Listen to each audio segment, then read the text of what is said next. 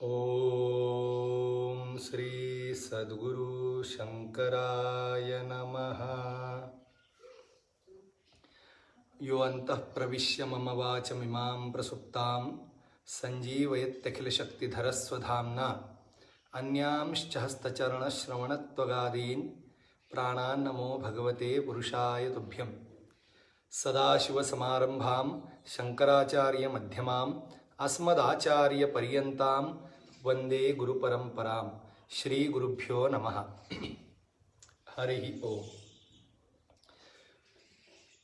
इंचगिरी रसाळ संप्रदायाच्या परमपवित्र गुरुपरंपरेच्या चरणी शिरसाष्टांग दंडवत आणि सर्व संप्रदाय गुरुभक्तांना सप्रेम जय गुरु. 19 तारखेपासून रोज या फेसबुक लाईव्हच्या माध्यमातून आपण जगद्गुरु तुकोबारायांचे नित्यपाठ आणि त्या नित्यपाठावर यथाशक्ती आणि यथामती चिंतन करत आलेलो आहोत. आज या चिंतनाचा 15वा दिवस आहे आणि एकंदरीत सुरू करताना 15 दिवसांचा हा सर्व काही वाग्व्यापार करावा अशी एक मनामध्ये भावना ठेवून या कार्याला मी सुरुवात केली होती. आणि आज सद्गुरु कृपे आणि तुम्हा सर्व गुरुबंधूंच्या सहकार्याने यशस्वीपणे या 15 दिवसांचा ज्ञानयज्ञ पूर्णत्वाला जातो आहे. याचा खरंच मला अत्यंत आनंद होत आहे. अनेकांची इच्छा आहे, अनेकांचे फोन आलेले आहेत, अनेकांचे मेसेजेस आलेले आहेत की हा ज्ञानयज्ञ असाच चालू ठेवावा. तुमच्या अंतःकरणामध्ये अशा प्रकारे जिज्ञासेचं, भक्तीचं किंवा वारंवार पारमार्थिक श्रवण करण्याची जी सद्बुद्धी किंवा तिचा जो अंकुर निर्माण झालेला आहे, वस्तुतः तेवढंच कर्तव्य माझ्या या 15 दिवसांच्या वाग्व्यापाराच्या मागचं आहे. आणि त्या कर्तव्यात कुठेतरी मी कृतकृत्य झाल्याचा आनंद हा नक्कीच तुम्हा सर्वांची जी काही प्रतिक्रिया आहे त्या प्रतिक्रियेच्या माध्यमातून मला एक आनंद होत आहे की नक्कीच मी माझ्या जे काही 15 दिवसांचं कर्तव्य पार पाडलं ते सफल झालेलं आहे.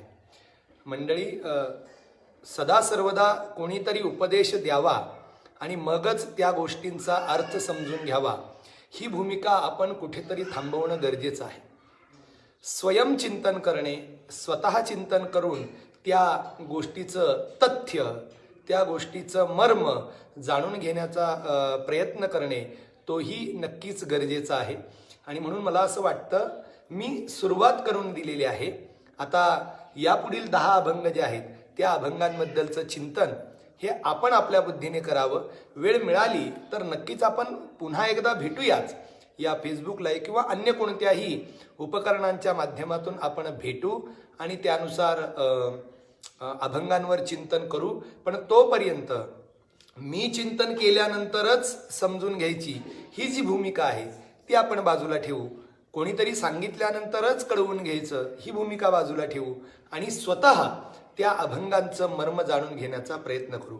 तर अभंगांवर श्रद्धा ठेवली, त्यांचं नित्यनेमाने पारायण केलं तर नक्कीच स्वयं तुकोबाराय तुम्हाला त्या अभंगांचं मर्म हे सांगण्यासाठी साक्षात प्रत्यक्षात अवतरतील असा एक माझा विश्वास आहे.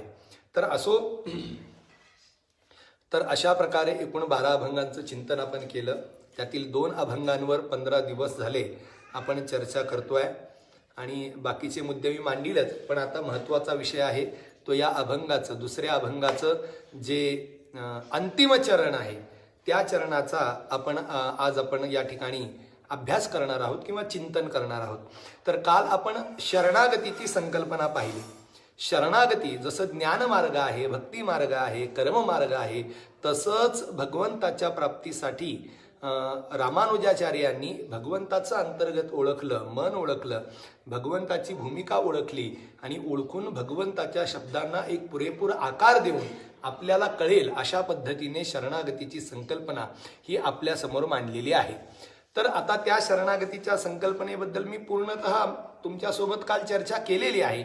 आता या शरणागतीचं फळ तुकोबाराय अभंगांच्या या दुसऱ्या अभंगाच्या शेवटच्या चरणामध्ये सांगतात, शरण गेलियाने काय होते फळ, तुका म्हणे कुळ उद्धरिले. बघा, शरण गेलियाने काय होते फळ, शरण गेल्याने काय फळ मिळतं, अशा प्रकारचा प्रश्न तुकाराम महाराजांनी अभंगाच्या शेवटच्या चरणाच्या पूर्वार्धातून व्यक्त केलेला आहे की बाबा शरण गेलियाने काय होते फळ. कारण मागील चरणामध्ये सांगितलेलं आहे, तोची ज्ञानी खरा तारी दुजी यासी, वेळोवेळा त्याशी शरण जावे. तोच प्रपंचामध्ये खरा ज्ञानी आहे, जो स्वतःचा उद्धार करून न थांबता जगाचाही उद्धार करण्याची भूमिका मन हे ज्या ज्ञानाचं असतं, जो ज्ञानी त्यानुसार प्रयत्न करतो, स्वतःला कष्ट झाले तरी सुद्धा जगदुद्धाराची भूमिका किंवा जगदुद्धाराचं कर्तृत्व जो अत्यंत चोखपणे बजावतो, तोच खऱ्या अर्थाने ज्ञानी आहे, अशी भूमिका तुकोबारायांनी मांडली.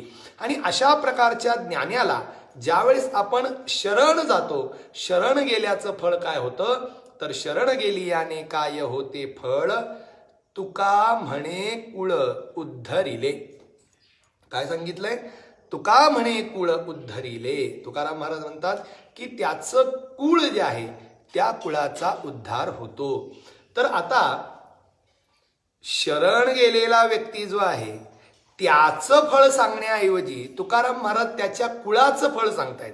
कुळाला काय फळ मिळणार, तर वस्तुतः तिसरा अभंग जो आहे त्या अभंगाच्या माध्यमातून तुकाराम महाराजांनी या शेवटच्या चरणाचा शेवटचा उत्तरार्ध जो आहे त्याच्यावर चर्चा केलेली आहे. उद्धरिले कुळ आपण तरला, तोची एक झाला त्रैलोक्यात. हा पुढचा अभंग आहे, पण त्याच्यावर आपण आज काही चर्चा करू शकणार नाही. पण एक लक्षात ठेवा की तुकाराम महाराज मागील अभंगामध्ये म्हणतात, मागील ओवीमध्ये म्हणतात, चरणामध्ये म्हणतात, तोची ज्ञानी खरा तारी दुजी यासी. तारी दुजी यासी, तर दुसऱ्यांना तारणे हे संतांचं कार्य आहे. म्हणजे थोडक्यात जर संतांना आपण शरण गेलो तर शरण गेलेला जो साधक आहे त्याला ही संत मंडळी तारतात. काय सांगितलं पहा, लक्ष द्या पुन्हा. याच अभंगामध्ये तुकाराम महाराजांनी जो शरण जातो त्याचं फळही मांडलेलं आहे. कसं मांडलेलं आहे, तोची ज्ञानी खरा तारी दुजी यासी. दुसऱ्यांना जो तारतो, संसार सागरातून पार घेऊन जातो, तो दुसऱ्यांना तारतो जो संत आहे त्या संताला या संसार सागरातून तरुण जाण्यासाठी प्रत्येक जीवाने शरण जाणं अपेक्षित आहे. तर अभंगाचा काय अर्थ कळाला, जर मला या संसारातून तरुण जायचं असेल तर तरुण जाण्यासाठी मला तरुण नेण्यास समर्थ असणारे असे जे संत आहेत त्या संतांना शरण गेलं पाहिजे. तर संतांना शरण गेल्याचं फळ तुकाराम महाराज असं म्हणतात की तुम्ही जर संतांना शरण गेला तर तुम्ही संसार सागरातून तरुण जाल. तोची ज्ञानी खरा तारी दुजी यासी, आणि म्हणून वेळोवेळा त्याशी शरण जावे. म्हणून त्या साधू संतांना शरण जा, म्हणून सद्गुरुनाथांना शरण जा. का शरण जायचंय, जर तुम्हाला संसार सागरातून तरुण जाण्याची इच्छा असेल ना तर तुम्हाला या साधू संतांना शरण गेलं पाहिजे. आणि म्हणून शरण गेली याने काय होते फळ. आता पहा, अशा प्रकारचं वस्तुतः पहिल्याच चरणामधून तुकाराम महाराजांनी तरुण जाण्याचं फळ हे सांगितलेलंच आहे की जर तुम्ही शरण गेला तर तुम्ही तरुण जाल. ही भूमिका तुकाराम महाराजांनी मागील चरणात मांडलेली आहे. पण पुन्हा पुढच्या चरणामध्ये शरण गेली याने काय होते फळ, असा प्रतिप्रश्न तुकाराम महाराज पुन्हा करतायत. पुन्हा एक प्रश्न उचलतायत आणि त्याचं उत्तर लिहितात, तुका म्हणे कुळ उद्धरिले. तर याच्या मागची भूमिका अशी आहे, एक संत ज्या कुळामध्ये, ज्या भूमीमध्ये किंवा ज्या मातेच्या उदरी जन्माला येत असतो, एक ज्ञानी ज्या कुळामध्ये, ज्या मातीमध्ये, ज्या मातेच्या उदरी जन्माला येत असतो, तो स्वतःच्या कर्तृत्वाने स्वतःला या संसार सागरातून तरुण घेऊन जातोच. त्याच्यामध्ये विशेष नाहीये. परमार्थाची वाटचाल करणारा, साधू संतांच्या सानिध्यात राहणारा आणि साधू संतांच्या उपदेशाप्रमाणे पारमार्थिक जीवन जगणारा प्रत्येक साधक त्या संतांच्या कृपेने या संसार सागराला तरुण जाणारच, यात शंका नाही. म्हणजे त्याचं हे परमफळ त्याला प्राप्त होणारच.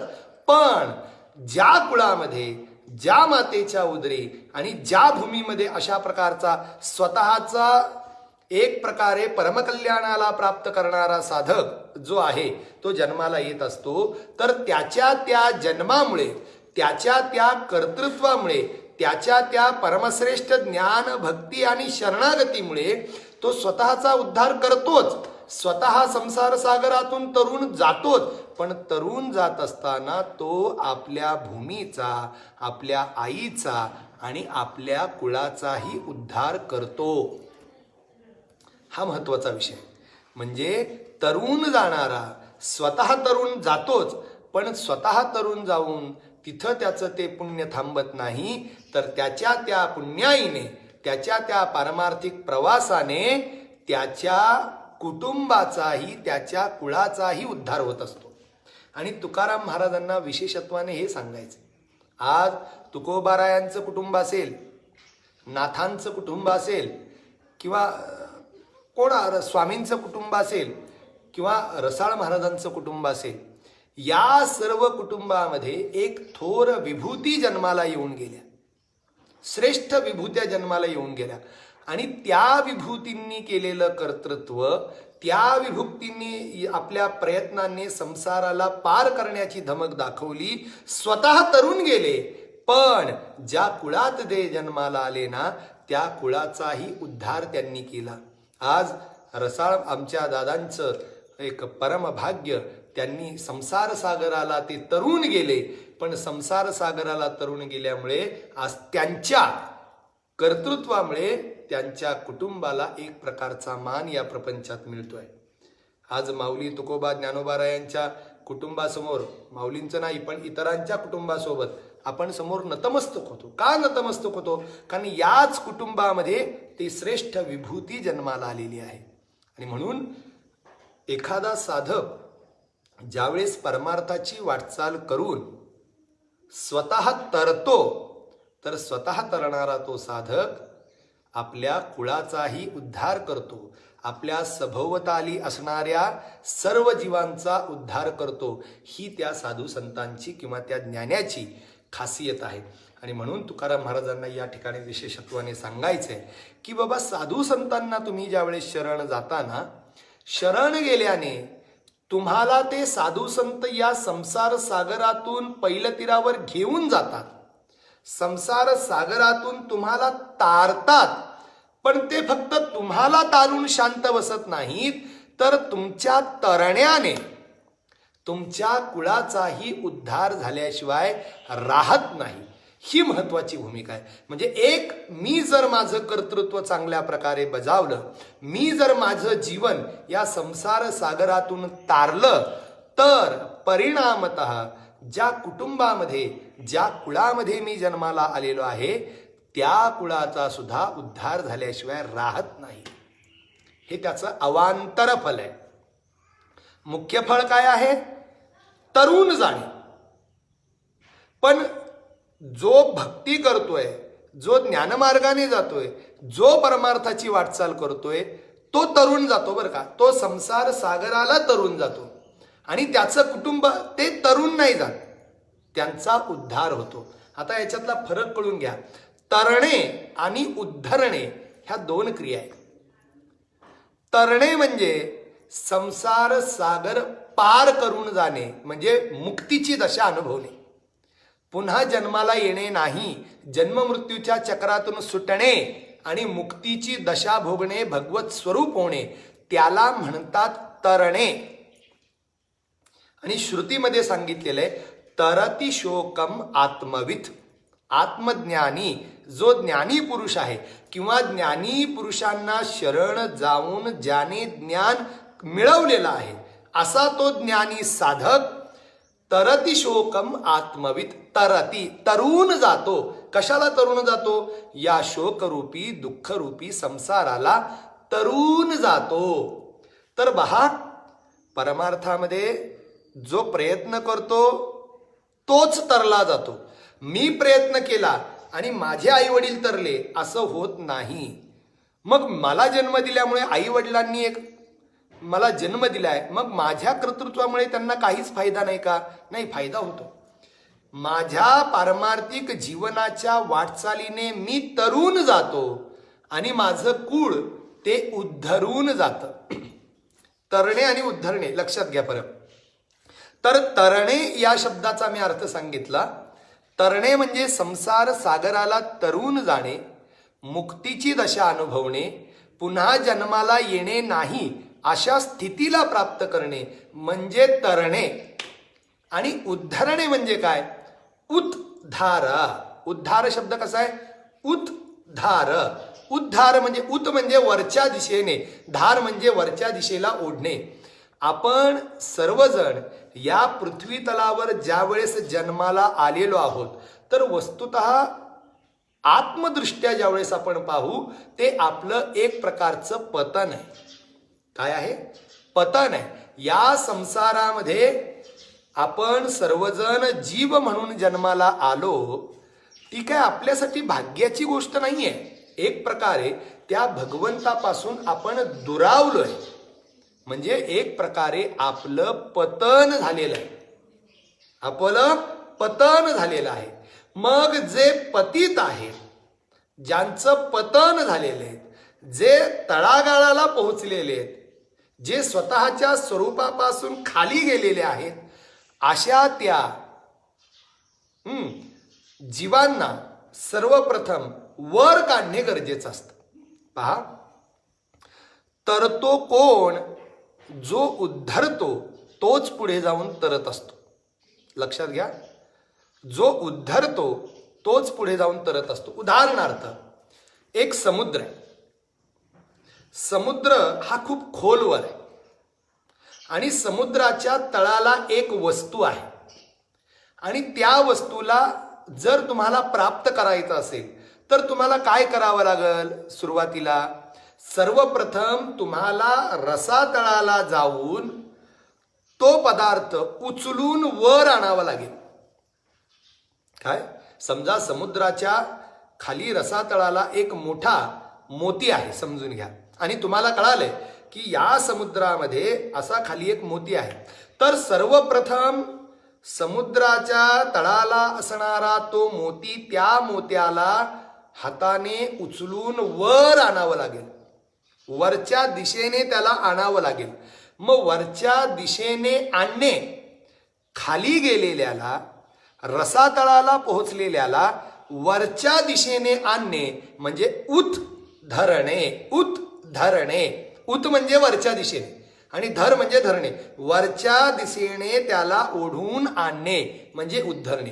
मग वरच्या दिशेला ज्याला ओढून आणलेला आहे, जो रसातळाला आहे, त्याला तिथून उचलून वर आणलेलं आहे. मग वर आणलेल्या वस्तूला मग हळूहळू त्या सागराला पार करून पैलतीरावर नेलं जातं. म्हणजे सर्वप्रथम रसातळाला असणारी वस्तू तिला वर आणावं लागतं आणि वर आणल्यानंतर मग तिला पैलतीरावर न्यावं लागतं. आता हा संसार पहा, म्हणजे तुम्हाला एक कळलं, उद्धरणे आणि तरणे. उद्धार हा रसातळाला गेलेल्या त्या मोत्याला वर आणणे म्हणजे त्या मोत्याचा उद्धार करणे, आणि मग उद्धरलेला जो मोती आहे त्याला त्या सागरातून तरुण पलीकडं नेणे, त्याला तरणे असं म्हणतात. तसंच संसार हा सागर आहे. आणि संसार रूपी सागरामध्ये आपल्यासारखे जीव आपल्या कर्तृत्वाने, कर्माने, शतकोटी अपराधांनी आपण सर्वजण तळागाळाला पोहोचलेलो आहे, रसातळाला पोहोचलेलो आहे, संसार सागरामध्ये अक्षरशः बुडालेलो आहोत. मग बुडते हे जन, ओळ आहे संतांची, जन बुडतायत संसार सागरामध्ये, आपण सर्व निमज्जित होत आहोत, बुडत आहोत. मग बुडालेल्या त्या सर्व जीवांचा सर्वप्रथम उद्धार करणं गरजेचं आहे. म्हणजे संसार सागरामध्ये संपूर्णतः निमज्जित झालेले, संसार सागरामध्ये बुडून गेलेले जे जीव आहेत, रसातळाला गेलेले जीव आहेत, त्या जीवांना सर्वप्रथम साधू संत वर आणतात, म्हणजे त्यांचा उद्धार करतात. आणि मग ज्यांचा उद्धार केलेला आहे मग त्यांना तरुण जाण्याचा उपदेश दिला जातो आणि मग ते उद्धरलेले जीव तरुण जातात. तर अशा प्रकारे माणूस म्हणून जन्माला आलेला व्यक्ती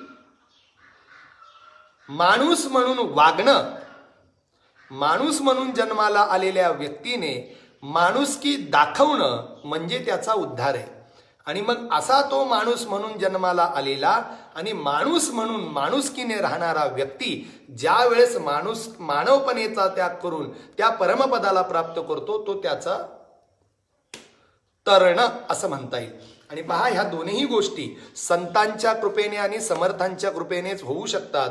आणि याची ग्वाही किंवा याला पुरावा काय जर तुम्ही म्हणत असाल तर स्वतः ज्ञानोबा राय आपल्या अभंगामध्ये सांगतात, ज्ञानदेव म्हणे तरलो तरलो आता उद्धरिलो गुरु कृपे.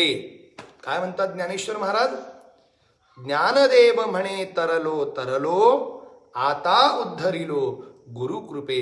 ज्ञानेश्वर महाराज म्हणतात, मी तरलो तरलो. का हो महाराज, कशावरून तुम्ही एवढं खात्रीपूर्वक सांगताय की मी तरलो तरलो? पहा, इथं दिरुक्ती केलेली आहे, तरलो तरलो. ज्या वेळेस भविष्यात घडणारी निश्चयात्मक अशी घटना तुम्हाला ठासून सांगायची असते ना, त्यावेळेस तुम्ही द्विरुक्तीचा उपयोग करता. जसं उदाहरण सांगतो म्हणजे तुम्हाला कळेल. कोणी एकाने मला फोन केला आणि मला घरी बोलवलं. फोन केला आणि म्हटले की बाबा आज माझ्या घरी आहे. मी म्हटलं ठीक आहे येतो. संध्याकाळी 4ची वेळ लिहिली. 4 वाजले. मी प्रवासाला सुरुवात केली. त्यांचा मला फोन आला 4:15 वाजता आणि त्यांनी विचारलं, काय हो तुम्ही येणार आहेत का नाही? तर मी काय म्हणतो, हां आलो आलो. बघा माझे शब्द काय असतात, आलो आलो. म्हणजे मी काय सांगतो, मी पोहोचलोय का नाही, पण नक्कीच मी आलोय, मी आता पोहोचतोय. आणि त्या माझ्या ह्या द्विरुक्तीला पाठिंबा देण्यासाठी, त्याला अजून सुदृढ करण्यासाठी मी कुठपर्यंत पोहोचलोय याचीही जाणीव करून देतो. जसं मला जर मुंबईहून प्रवास करायचा आहे आणि मला संतभूमीमध्ये यायचं आहे आणि महाराजांचा फोन आला की कुठपर्यंत पोहोचलाय, तर मी म्हणतो हे काय आलो आलो, संतभूमीत आलोच. हे काय आता मी इथं लोणंदमध्ये आहे. म्हणजे आलो आलो आत्ता लोणंदमध्ये आहे, म्हणजे आत्ता लोणंदमध्ये आहे त्या अर्थी मी आता पुढे जाऊन संतभूमीत पोचणारच आहे. बघा पुन्हा एकदा सांगतो, आलो आलो हे काय आत्ता इथं पोचलो. तसं ज्ञानेश्वर महाराज या ठिकाणी गुरुकृपेचं महत्व सांगतायत. ज्ञानदेव म्हणे तरलो तरलो, तरलो तरलो म्हणून विशेष जोर देत आहेत की अरे मी तरलोच, मी तरलोच, शंकाच नाहीये. गुरुकृपेची एवढी मोठी ताकद आहे की नक्कीच मी तरलो तरलो. कशावरून तुम्ही एवढं ठामपणे म्हणतात? कारण आता उद्धरिलो. बघा, आता उद्धरिलो, उद्धरिलो ही घटना आता या शब्दासोबत जोडलेली आहे. म्हणजे आता माझा उद्धार झालेला आहे गुरुकृपे. आणि ज्या गुरुकृपेने माझा आता उद्धार झालेला आहे त्याच गुरुकृपेने मी आता तरलो तरलो, त्याच्यात शंका नाही.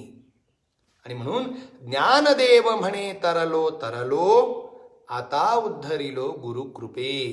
ज्ञानेश्वर महाराज म्हणतात की मी आता तरलो कारण आता उद्धरलोय. तर तरणे आणि उद्धरणे या दोन गोष्टी आहेत. उद्धरणे म्हणजे योग्यतेला प्राप्त होणे आणि तरणे म्हणजे त्या योग्यतेच्या माध्यमातून आपल्या लक्ष्याला प्राप्त करणे. तर माणूस म्हणून जन्माला आलेला आहोत, पण माणुसकीने युक्त होणं आणि त्या ज्ञानाला ओळखून त्या परमार्थाची वाटचाल करणं म्हणजे एक प्रकारे आपला उद्धार होईल. आणि त्यापुढे जाऊन ज्यावेळेस आपण लक्ष्याला प्राप्त करू तर तो एक प्रकारे आपलं तरणे अशी भूमिका आपल्याला मांडता येईल. तर साधू संतांचा महिमा असा आहे की या साधू संतांना आपण शरण गेलो तर त्या शरण गेल्याचं फळ तुकाराम महाराज म्हणतात की जो शरण गेलेला आहे तो तरणार यात शंका नाहीये. जो शरण गेलाय तो नक्कीच तरणार आहे. पण शरण गेलेल्याचं जे कुळ आहे त्या कुळाचाही उद्धार झाल्याशिवाय राहणार नाही. ही ती संतांची खासियत आहे. म्हणजे संत साधकाला तरुण नेतात आणि साधकाच्या कुळाचा उद्धार करवून देतात. तर ही अत्यंत महत्त्वाची भूमिका आहे. आणि ज्ञानोबारायांप्रमाणेच इतरही शास्त्रातले अनेक प्रमाण आहेत की ज्या प्रमाणांच्या माध्यमातून आपल्या हे लक्षात येतं की परमार्थाची वाटचाल करणारा साधक स्वतः संसारात तरुण जातो, पण त्याच्या संसारातून तरुण जाण्याने त्याच्या कुळाचा उद्धार होतो. मग त्याला वेदांत मुक्तावली सिद्धांत मुक्तावली ग्रंथामध्ये आचार्यांचा एक श्लोक आहे, त्याची सुरुवातच पहा. कुलम पवित्रम जननी कृतार्था वसुंधरा पुण्यवतीच तेन अपार सच्चित सुखसागरेस्मिन लीनम परे ब्रह्मणी यस्य चेतः. पहा किती सुंदर वर्णन केलेलं आहे. एका म्हणजे परब्रह्मामध्ये तल्लीन झालेला, अहर्निशी सदा सर्वदा परमार्थ करणारा जो साधक आहे त्या साधकाच्या तशा प्रकारच्या कर्तृत्वामुळे इतरांना काय फायदा होतो याचं वर्णन केलेलं आहे. कुलम पवित्रम पहा, अपार सच्चित सुखसागरेस्मिन. अपार सच्चित सच्चिदानंद स्वरूप सुखाचा सागर जो भगवान परमात्मा आहे त्या भगवान परमात्म्यामध्ये लीनम यस्य चेतः ज्याचं चित्त लीन झालेलं आहे. भगवंतामध्ये सच्चिदानंद स्वरूप परमात्म्यामध्ये ज्याचं अंतःकरण ज्याचं मन तल्लीन झालेलं आहे त्या साधकाचं काय कुलम पवित्रम, त्याचं कुळ पवित्र होतं. पहा, जो साधक सच्चिदानंद स्वरूप भगवंतामध्ये तल्लीन झालेला आहे त्यात तो तरुण जाणार, त्यात शंका नाही. पण कुलम पवित्रम, त्याच्या कुळ पवित्र होतं. पवित्र होतं म्हणजे त्याच्या कुळाचा उद्धार होतो. जननी कृतार्था, त्याची जननी त्याला जन्म देणारी जी आई आहे ती आई कृतार्थ होते. कृतार्थ होते म्हणजे कृतकृत्य होते. कृतकृत्य होते म्हणजे प्रत्येक आई ज्यावेळेस एखाद्या मुलाला जन्म देत असते तेव्हा तिची एक अंतःकरणात इच्छा असते की पुत्र व्हावा ऐसा गुंडा ज्याचा तिही लोकी झेंडा. असा पुत्र निर्माण व्हावा की ज्याच्यामुळे मला एक सन्मान मिळावा, त्याच्या नावाने माझी ओळख असावी. आणि म्हणून यशस्वी, गुणवंत, कीर्तिवंत, ज्ञानवंत अशाच पुत्राची कामना प्रत्येक स्त्री करत असते किंवा प्रत्येक आई करत असते. आणि म्हणून आईच्या अंतःकरणातील ती इच्छा खऱ्या अर्थाने पूर्णत्वाला जाते ज्यावेळेस एखादा साधक त्या भगवान परमात्म्यामध्ये तल्लीन होतो. आणि म्हणून कुलम पवित्रम जननी कृतार्था. आणि पुढे जाऊन वसुंधरा पुण्यवतीच तेन. वसुंधरा ही पृथ्वी स्वतःला त्या व्यक्तीच्या पदस्पर्शाने पुण्यवती समजू लागते. पहा, पृथ्वी म्हणजे साक्षात विष्णू पत्नी, पृथ्वी म्हणजे साक्षात भगवती आणि भगवती स्वरूप असणारी देवता म्हणून आपण ज्या पृथ्वीचं वर्णन करतो ती पृथ्वी जगाला पावित्र्य प्रदान करणारी, जगाला आश्रय देणारी अशी असणारी जी पृथ्वी आहे ती पृथ्वी सुद्धा अशा प्रकारच्या भगवंतामध्ये तल्लीन झालेल्या साधकांच्या वास्तव्याने स्वतःला पवित्र समजू लागते. म्हणजे एक ज्ञानी साधक जर जन्माला आला तर त्याची भूमी पवित्र होते, त्याची आई कृतार्थ होते, त्याचं कुटुंब उद्धरून जातं. आणि म्हणून ही साधकाच्या कर्तृत्वाचा इतरांना मिळणारा जो परिणाम आहे किंवा इतरांच्या बाबतीत घडणारा जो परिणाम आहे किंवा इतरांना मिळणारं जे फळ आहे त्या फळाचं वर्णन या ठिकाणी केलेलं आहे. आणि तुकाराम महाराजही तेच सांगतात की तोची ज्ञानी खरा तारी दुजियासी, असं म्हणून ज्ञानी समर्थ सद्गुरुनाथांना जो साधक शरण जातो त्या साधकाला ते संत महंत ज्ञानी सद्गुरू संसारातून तारतात, हे त्याचं फळ आहे. पण केवळ त्याला तारून ते शांत बसत नाहीत, तर तो जो कोणी साधक तरलेला आहे त्या तरलेल्या साधकाच्या कुळाचा उद्धारही त्या अनुषंगाने ते घडवून आणतात. हे कुटुंबाला मिळणारं फळ आहे. आणि म्हणून तुकाराम महाराजांनी विशेषत्वाने या अवांतर फळाचं वर्णन केलेले. म्हणजे याच्यातून आपल्याला एक कळतं की जर आपल्या घरातला कोणी परमार्थाला लागला असेल ना, तर त्याला आपण सहकार्य करावं, त्याला परमार्थ सोडून प्रपंच करण्यासाठी प्रवृत्त करू नये. कारण अनेक ठिकाणी मी पाहतोय मुलगा पारमार्थिक आहे, मूल परमार्थाने वाटचाल करू इच्छितोय, पण आई वडील त्याचा विरोध करतात, आई वडील त्याला प्रपंच करण्यासाठी प्रवृत्त करतात. तर अशा प्रकारचं दुष्कृत्य करू नका. जर तुमच्या घरात एक सदाचारी आणि पारमार्थिक प्रवृत्तीचा एक पुत्र किंवा पुत्री जन्माला आली तर त्याच्यामुळे तुमच्या संपूर्ण कुळाचा उद्धार झाल्याशिवाय राहणार नाही. आणि म्हणून जर आपसुकच एखाद्या मुलाच्या अंतःकरणामध्ये पारमार्थिक प्रवृत्ती असेल तर त्या पारमार्थिक प्रवृत्तीला वाढवण्याचा प्रयत्न करा, त्याला कुंठित करण्याचा प्रयत्न करू नका, त्याला प्रपंचामध्ये अडकवण्याचा प्रयत्न करू नका, ही माझी सर्वांना विनंती आहे. तर एकंदरीत आपल्याला कळालं शरणागतीची 2 प्रकारची फळं या ठिकाणी तुकाराम महाराजांनी या अभंगाच्या शेवटच्या 2 चरणांच्या माध्यमातून सांगितलेले आहेत.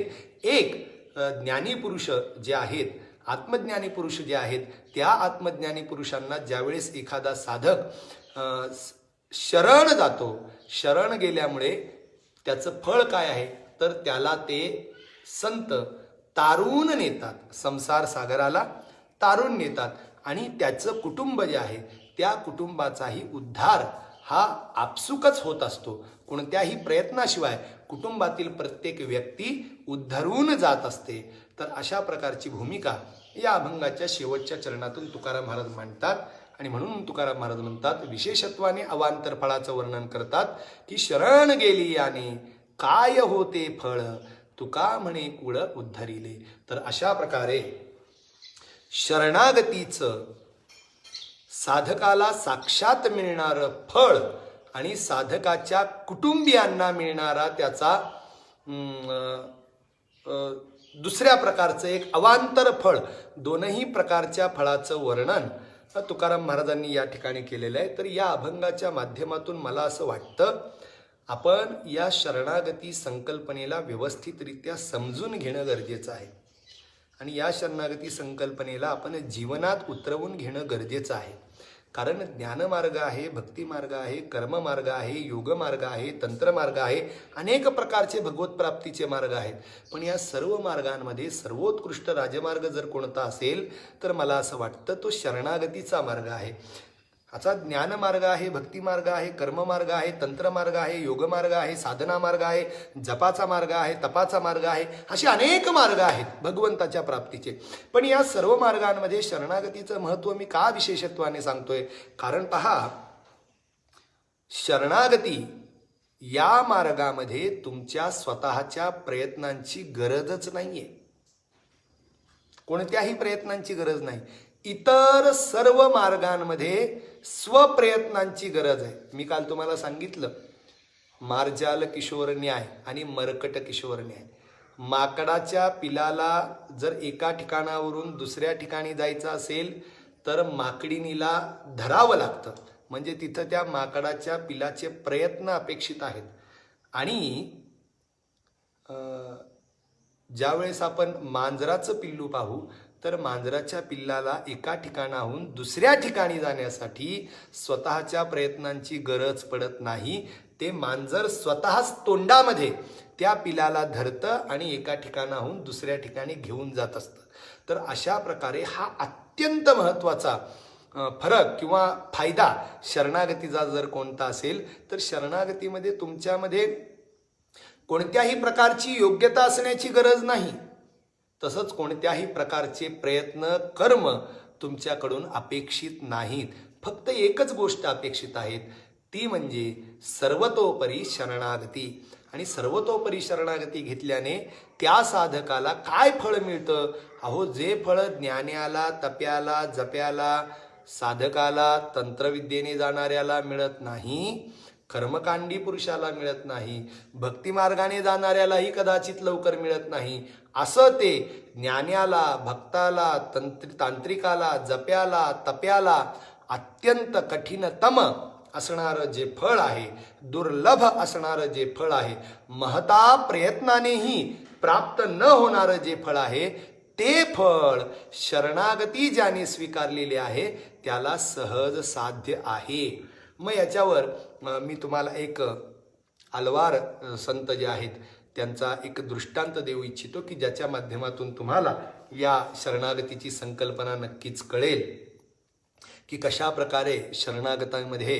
प्रयत्नांची शून्यता म्हणजे प्रयत्न शून्यता अपेक्षित आहे आणि इतर सर्व मार्गांमध्ये प्रयत्न अपेक्षित आहेत. त्याच्यासाठी एक सुंदर दृष्टांत आहे. विशिष्टाद्वैत सिद्धांताचे एक मोठे प्रवर्तक आचार्य आळवार स्वामी ते एक वेळेस शालिग्रामला गेले होते आणि शालिग्राम या ठिकाणी गेल्यानंतर तिथे खूप मोठी दरी आहे. एक मोठा पर्वत आहे, त्याच्यानंतर दुसरा एक पर्वत आहे आणि दोन पर्वतांच्या मध्ये फार मोठी दरी आहे. फार मोठी म्हणजे जगातली सर्वात मोठी दरी त्या ठिकाणी आहे असं तुम्ही समजून घ्या. आणि एवढी मोठी आणि अपाट अगाध आणि गंभीर स्वरूपाची खोलवर असणारी एक दरी आहे. आणि मग डोंगराच्या म्हणजे त्या पर्वताच्या एका टोकावर भ्रमण करत असताना त्या आळवार स्वामींनी दोन किड्यांचा परस्पर चालणारा संवाद ऐकला. पहा, संत होते, त्यांना सर्व प्राणीमात्रांच्या भाषा येतात. आणि मग त्यांनी त्या दोन किड्यांचा संवाद ऐकला. तर एक किडा दुसऱ्या किड्याला असं म्हणत होता, ही दरी मी पार करून समोरच्या पर्वताच्या शिखरावर जाऊन उभा राहणार आहे. काय तो म्हटला? ही संपूर्ण दरी पार करून मी समोरच्या पर्वताच्या शिखरावर जाऊन उभा राहणार आहे आणि तिथून पाहणार कसं दिसतंय ते. त्याच्या सोबतचा जो दुसरा त्याचा मित्र दुसरा किडा होता, त्या किड्याने ज्यावेळेस आपल्या या बांधवाचे शब्द ऐकल्यानंतर तो हसला. अरे म्हटलं, तुझा आयुष्य किती आहे, तुझा आकार किती आहे? ह्या दरीला पार करून समोरचा डोंगर चढून त्या डोंगराच्या शिखराग्री जाण्यासाठी तुला शेकडो जन्म घ्यावे लागतील. कारण आपलं आयुष्य खूप अल्प आयुष्य आहोत आपण. आणि अल्पायुषी असणाऱ्या जीवाने एवढी मोठी गोष्ट करणं म्हणजे लहान तोंडी मोठा घास असं म्हणणं आहे. आणि मग त्या दोन किड्यांमधला संवाद चालू होता. एक किडा म्हणत होता, नाही मी जाणारच, मी तिथं पोचणारच. आणि दुसरा किडा त्याच्या या वक्तृत्वावर, त्याच्या या वक्तव्यावर हसत होता, उपहास करत होता. अरे, तुझं आयुष्य खूप अल्प आहे, तुझा आकार, तुझं शरीर खूप लहानच आहे, सूक्ष्म आहे. आणि सूक्ष्म असणारा जीव, अल्पायुषी असणारा जीव, शक्तिहीन असणारा जीव, दुबळा असणारा तू जीव, आणि तू या संपूर्ण मोठ्या पर्वताला उतरून या दरीमध्ये पोहोचणार, पुन्हा समोरच्या पर्वताला चढणार आणि त्याच्या त्या सर्वोच्च शिखरावर जाऊन विराजमान होणार. हे काही सहज साध्य गोष्ट नाहीये. तू कितीही प्रयत्न केले तरी एका जन्मामध्ये काय शेकडो जन्मामध्येही तू ते साध्य करू शकत नाहीस असं म्हणून त्याचा निषेध केला, त्याच्या वक्तव्याचा निषेध केला. आता ते आळवार संत जे होते ते त्या दोघांचं बोलणं ऐकतायत. पण जो पहिला किडा जो होता ज्याने अशा प्रकारचं वक्तव्य केलं की मी तिथे पोहोचणार, तो म्हणला बघ मी पोहोचून दाखवतो.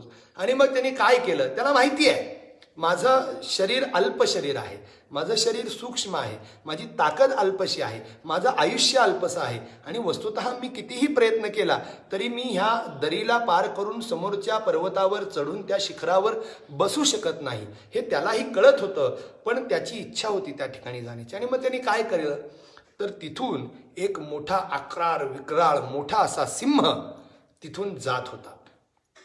सिंह जात होता आणि मग त्या किड्याने दुसरं काहीच केलं नाही. तो जो काही सिंह चालत होता, पळत होता, त्या सिंहाचं पाऊल ज्या वेळेस तो जिथं बसलेला आहे त्याच्या शेजारी पडलं, त्याने सहज त्या पायावर उडी मारली आणि त्या पायाला जाऊन चिकटला.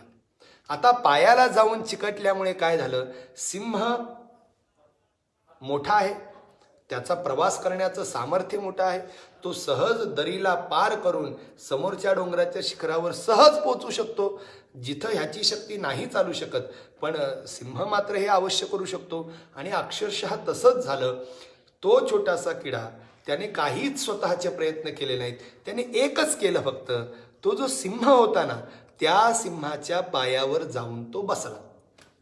अत्यंत सूक्ष्म देह असणारा, लहानसा असणारा तो किडा सहज त्या सिंहाच्या पायावर जाऊन बसला, निवांत झाला. आता त्याला काय करायचंय, त्याने काही प्रयत्न केले का, त्याने एकच प्रयत्न केला त्याच्या पायावर बसण्या इतका.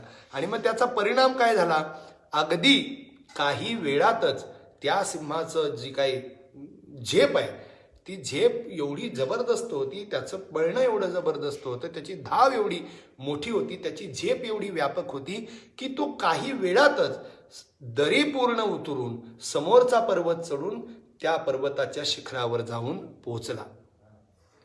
म्हणजे पहा, ह्या गोष्टीच्या माध्यमातून तुम्हाला एक लक्षात येते का, तो किडा स्वतःच्या प्रयत्नाने त्या दरीला पार करून समोरच्या पर्वतावर पोहोचूच शकत नाहीये.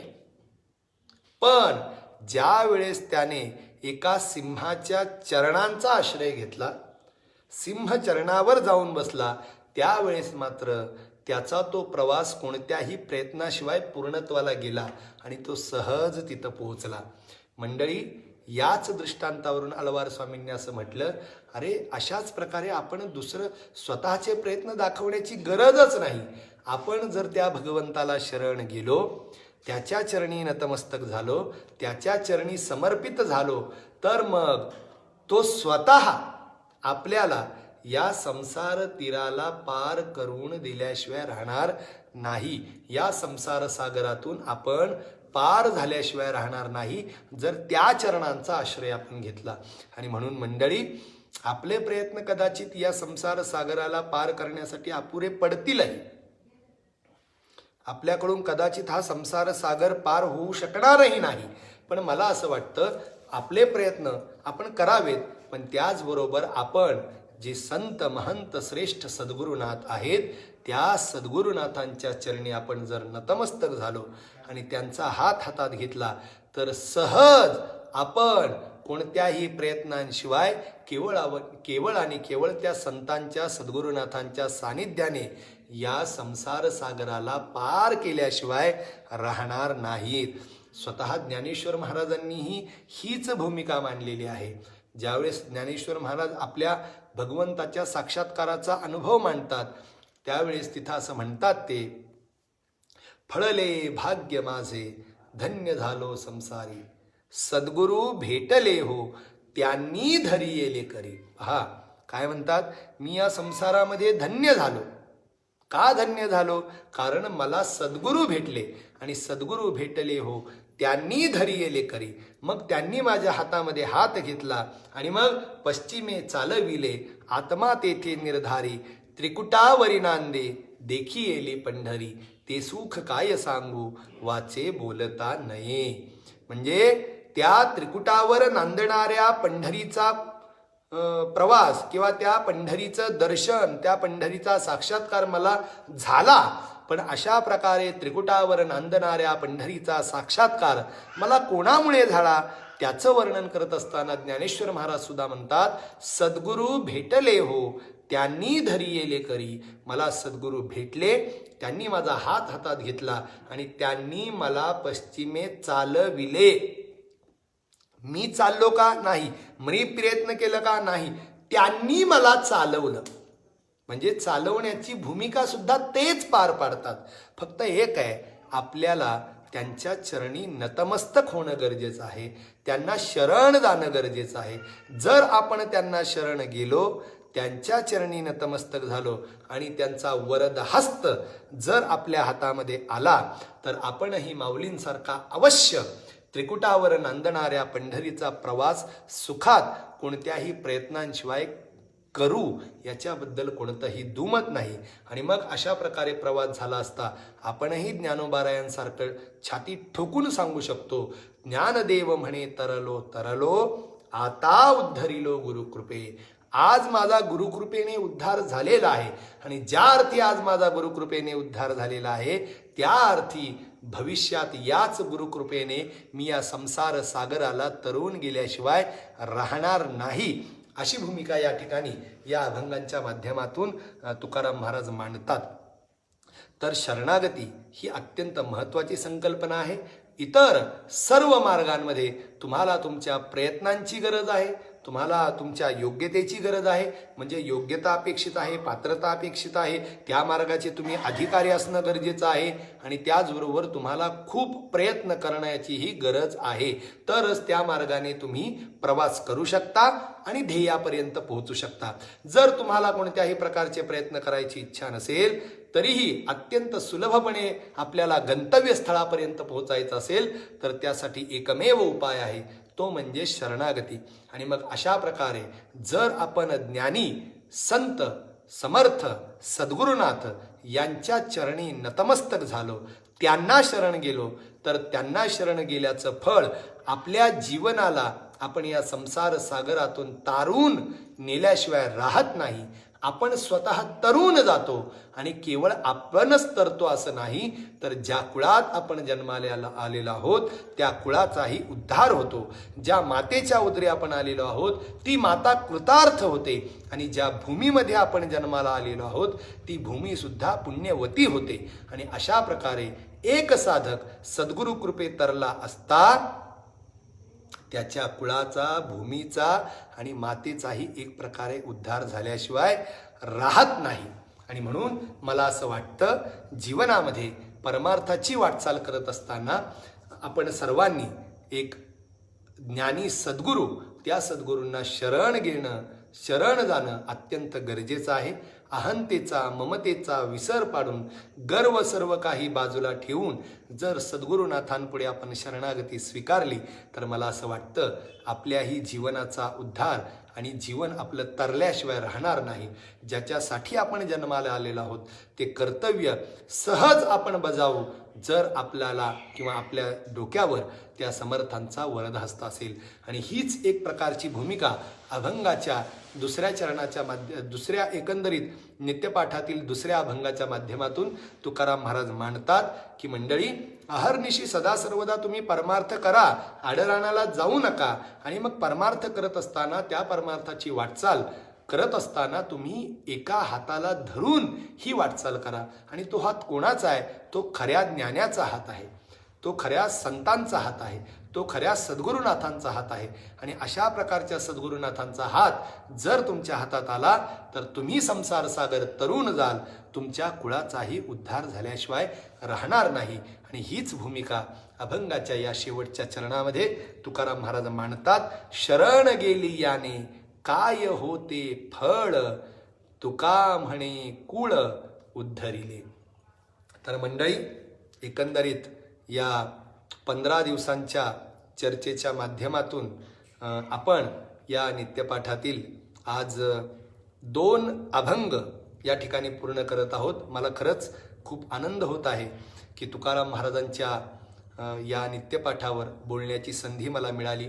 आणि आपण सर्वजण या फेसबुक लाईव्हच्या माध्यमातून एक प्रकारे या सर्व गोष्टींचं चिंतन करत आहात, श्रवण करत आहात. आणि त्याच्यामुळेच नक्की माझा उत्साह हा प्रत्येक दिवशी वाढत गेला. तुमच्या सर्वांच्या भरघोस प्रतिक्रिया मला मिळाल्या. तुमच्या अंतःकरणात नक्कीच या नित्यपाठाबद्दल आत्यंतिक तीव्र भक्ती आहे आणि त्या भक्तीपोटी आपण सर्वजण प्रेमाने रोज 11 ते 12 या ज्ञानसत्रामध्ये सहभागी होत होता. या 15 दिवसामध्ये एक चांगल्या प्रकारचा अनुभव मला मिळाला आणि त्या समर्थांची, सद्गुरुनाथांची, गुरुपरंपरेची, संप्रदायाची, सांप्रदायिक गुरुभक्तांची, तुकोबारायांची किंवा 12 अभंगांची सेवा करण्याची संधी आज मला मिळाली. त्याबद्दल खरंच मी स्वतःला परमभाग्यशाली समजतो. लवकरच त्या समर्थांच्या कृपेने पुन्हा एकदा अशाच प्रकारच्या सेवेची संधी मला मिळेल आणि नंतर आपण करूया. आज कसं आहे, आपण 15 दिवसांचा विचार केला होता. आज 15 दिवस पूर्णत्वाला गेलेला आहेत आणि आपणा सर्वांना त्याची गोडी लागलेली आहे. तर जोपर्यंत गोडी सुटत नाही तोपर्यंत सांगण्यात अर्थ नाही. थोडीशी गोडी लागलेली असावी, थोडी मनामध्ये तीव्र दुःखाची भावना असावी, सुटल्याची जाणीव असावी. त्याने आपला परमार्थ किंवा ही वाटचाल अधिक तीव्रतेने होईल. पोट भरेपर्यंत दिलं तर मग त्याची किंमतही राहत नाही. तर मला असं वाटतं 2 अभंगांच्या माध्यमातून चिंतन करण्याची प्रवृत्ती आपल्यामध्ये निर्माण झाली असेल. आता आपण चिंतन करावं. मीही कदाचित पुढच्या अभंगांवरील चिंतन करून तुम्हाला त्याच्याबद्दलचं विवरण करेलच, त्याच्यात शंका नाहीच. पण आपणही करावं. कोणत्या स्वाध्याय हाही तेवढाच गरजेचा आहे. केवळ आणि केवळ श्रवणाच्या माध्यमातून सर्व गोष्टी समजून घेण्यापेक्षा जे काही आजपर्यंत श्रवण केलेलं आहे त्याच्यावर मनन करणं गरजेचं आहे. सर्वदा श्रवण करण्यापेक्षा मननाचा विषयही महत्त्वाचा आहे. आज उगीच असं कोणी म्हणू नये की लॉकडाऊन चाललंय म्हणून. बघा, आजकाल सगळीकडेच प्रवचनांचा ऊत आलेला आहे. सगळीकडे प्रवचनं चाललेली आहेत. आज माझी संपली तरी अनेकांची प्रवचनं चालू आहेत. सर्व ठिकाणी ज्ञानसत्र चाललेलं आहे. कोणत्या ना कोणत्या ज्ञानसत्रामध्ये बसून आपण ज्ञानग्रहण करा. पण मला असं वाटतं आपण स्वतः त्याच्यावर चिंतन करणं गरजेचं आहे. लॉकडाऊनच्या माध्यमातून आलेलं हे वैराग्य नसावं. हे वैराग्य खरं वैराग्य असावं. म्हणजे जसं श्मशान वैराग्य आहे, प्रसव वैराग्य आहे, अभाव वैराग्य आहे, तसं आता लॉकडाऊनचं वैराग्य. तर असं वैराग्य नसावं, हे टिकणारं असावं. आणि म्हणून ते टिकवण्यासाठी एकंदरीत या 2 अभंगांच्या माध्यमातून मी काही वाग्व्यापार केलेला आहे. तर आता इथून पुढे आपण त्याच्यावर मनन करा.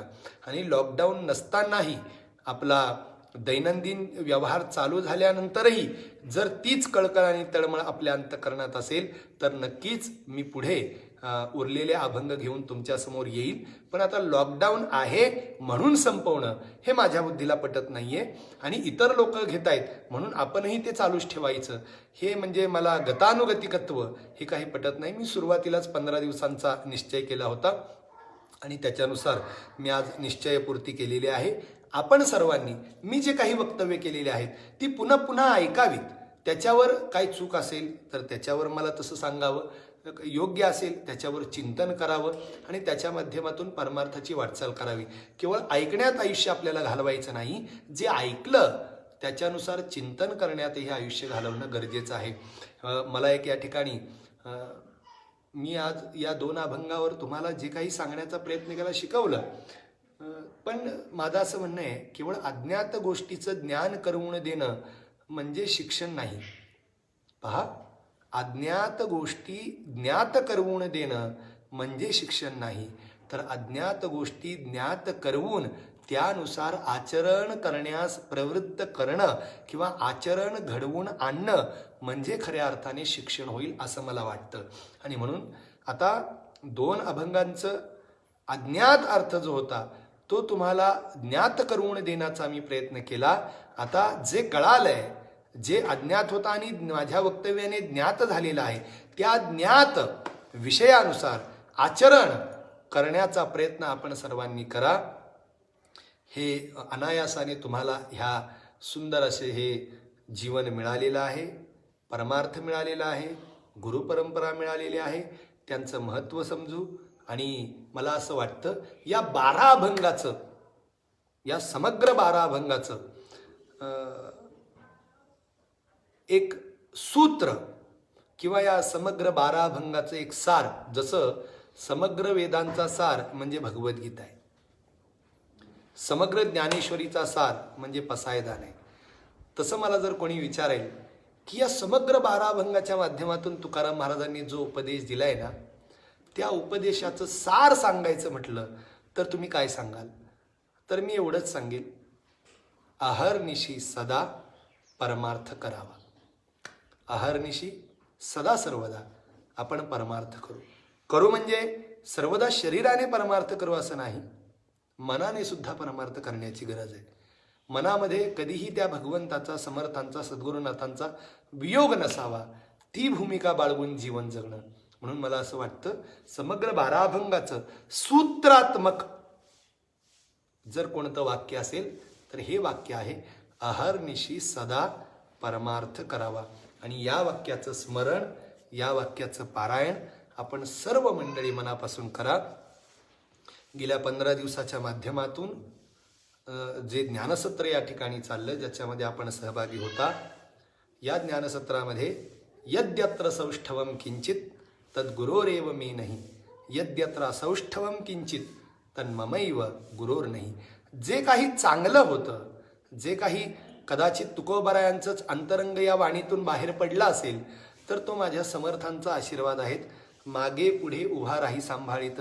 मागे दादा आहेत, पुढे गुरुदेव अण्णा बसलेले आहेत आणि मध्ये बसून मी तुमच्यासोबत संवाद साधतो आहे.